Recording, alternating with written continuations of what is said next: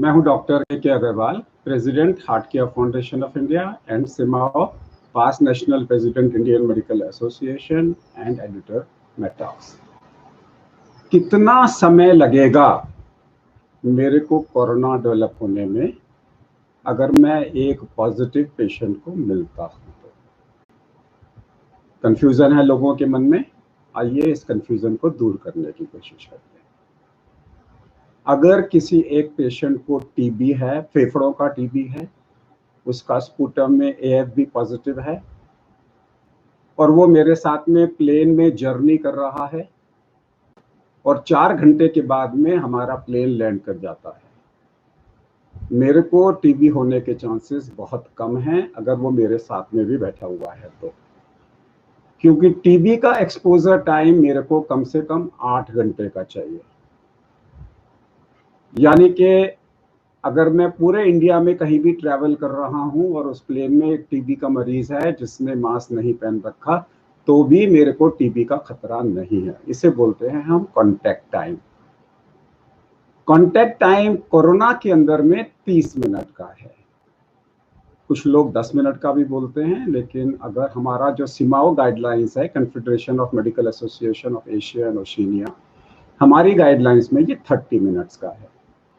यानी कि अगर आप किसी भीड़ में जाते हो और किसी से भी 2, 3, 4 मिनट से ज़्यादा नहीं मिलते हो और उसमें अगर कोई कोरोना का पेशेंट पॉजिटिव है तो आपको होने का चांस नहीं है।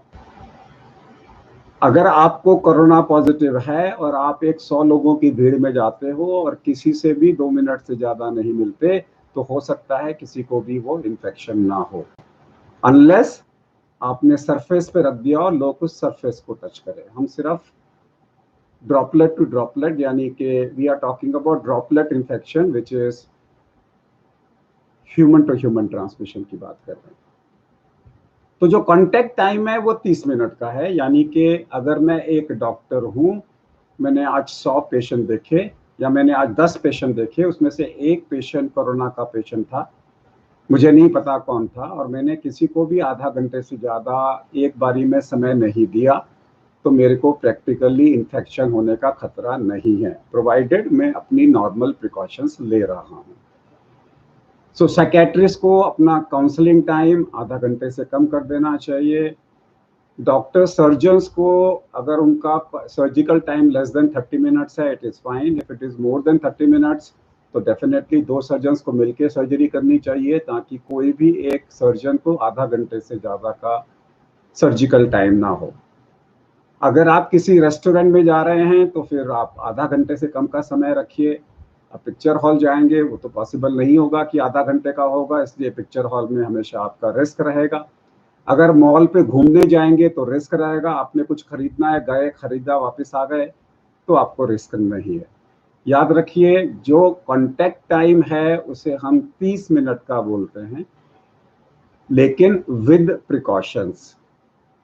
अगर आप मॉल में, आप बाकायदा मॉल के अंदर में जा रहे हैं, आपने मास्क पहन रखा है, और मास्क पहनने के बाद में अगर आपका कॉन्टैक्ट टाइम वहाँ पे visiting line less than 30 minutes है और आपने हैंड वॉश की पूरी फैसिलिटी की हुई है, पूरी प्रिकॉशंस ली हुई है, तो आपको इन्फेक्शन नहीं होगा। अब ट्रेन के अंदर में डेफिनेटली आपका इन्फेक्शन रेट ज़्यादा होगा, बिकॉज ट्रेन आधा घंटे में तो नहीं पहुंचाएगी। उस सिचुएशन में आपको 6 फीट का सोशल डिस्टेंसिंग करना बहुत ज़रूरी है, और साथ में आपको ग्लव्स पहन के रहना है और हैंड वॉशिंग करना है। अगर ट्रेन के अंदर में आप बाथरूम में जा रहे हो तो हर चीज़ को क्लीन करो, फिर बाथरूम का इस्तेमाल करो, तो उसमें आपका खतरा मिनिमाइज हो जाएगा, ज़ीरो नहीं होगा। कोरोना नमस्ते।